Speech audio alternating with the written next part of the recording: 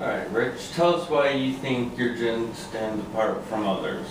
Well, our approach to gin is a little bit different. It's a little unique from a flavor standpoint.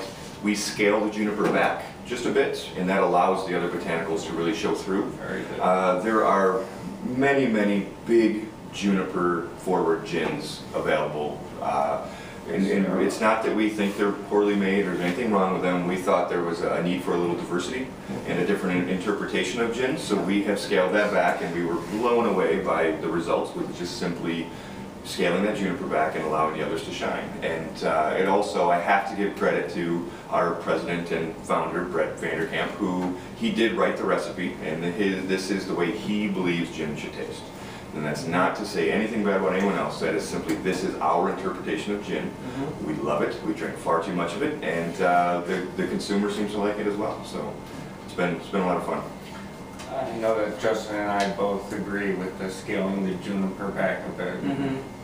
But it's also, that makes it a little more approachable. But gin drinkers like it too. It's still juniper forward. I mean, that's, as a dry gin, it almost has to be to some extent. Right. You know, but allowing these other flavors to come through, I think, one, makes it a little more unique, and two, just makes it a little more approachable. Yeah, absolutely. And building off of that, any other idiosyncrasies that either of you like to tell us about?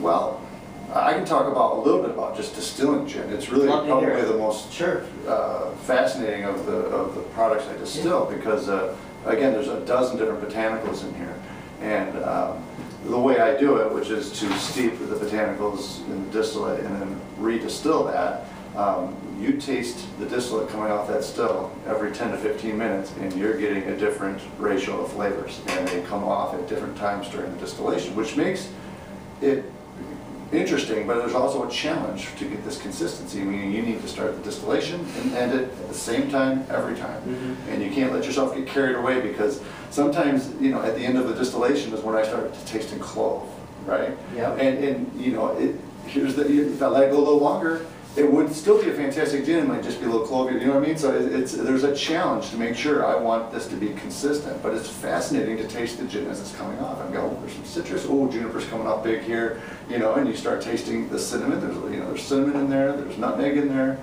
It's really an interesting distillation to do. And that was our question that we were talking about on the train ride over here. We wanted to know, how do you keep the gin consistent? There's so much going on.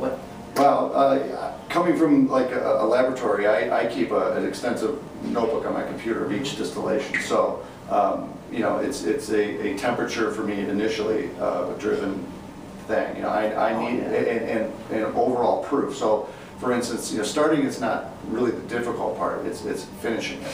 Yeah.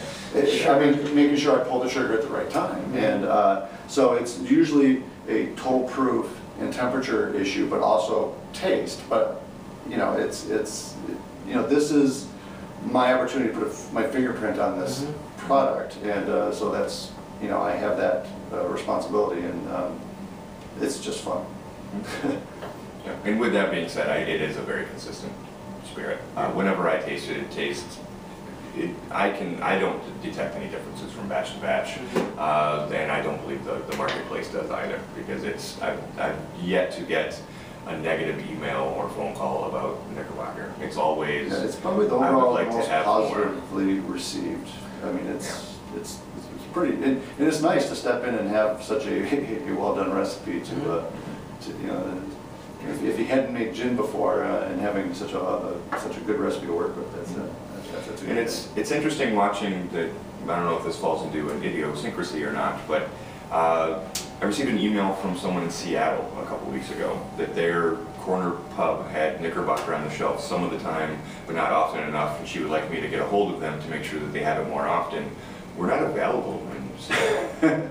We're the furthest west that we're available is in Missouri, and we're only available in 5 states. So I have no idea how this bar owner or bartender is bringing our gin in, but it's very flattering that they like it so much they go through the hassle of bringing it into a state where we're not even close to being available.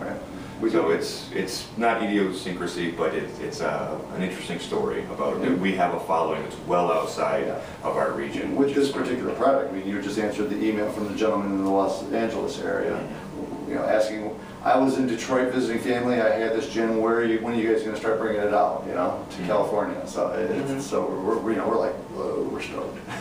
And we will be available in Washington and California by the end of the year. They are on our radar, but. So when we go on our adventure for distilling, and out to distilleries in Seattle, we'll bring a bottle of Knickerbocker with us. Yeah. There you go. Perfect. All right.